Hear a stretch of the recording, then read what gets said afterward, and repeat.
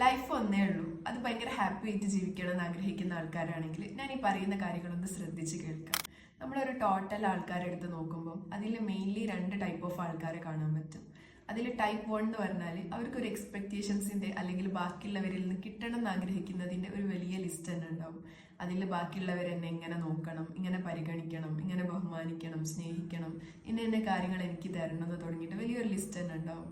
അങ്ങനെ നമ്മൾ ബാക്കിയുള്ളവരിൽ നിന്ന് പ്രതീക്ഷിക്കാൻ വേണ്ടി തുടങ്ങുമ്പം ആ പ്രതീക്ഷിച്ച കാര്യങ്ങൾ നമ്മൾ വിചാരിച്ചതുപോലെ നടന്നിട്ടില്ലെങ്കിൽ നമ്മൾ അവിടെ പരാതിപ്പെടുന്ന ഒരു മൈൻഡ് സെറ്റിലേക്ക് കടക്കുകയും നമ്മളറിയാതെ തന്നെ നമ്മളുടെ ഹാപ്പിനെസ്സിനെ അവിടെ ഹൈഡ് ചെയ്ത് വെക്കുകയും ചെയ്യുകയാണ്. ടൈപ്പ് 2ലേക്ക് നോക്കുന്ന സമയത്ത് അവർ സെൽഫിന് വേണ്ടിയിട്ടും ചുറ്റുമുള്ളവർക്ക് വേണ്ടിയിട്ടും ലോകത്തിന് വേണ്ടിയിട്ടും ഒക്കെ ഒരുപാട് കാര്യങ്ങൾ കൊടുക്കാൻ ആഗ്രഹിക്കുന്നവരായിരിക്കും.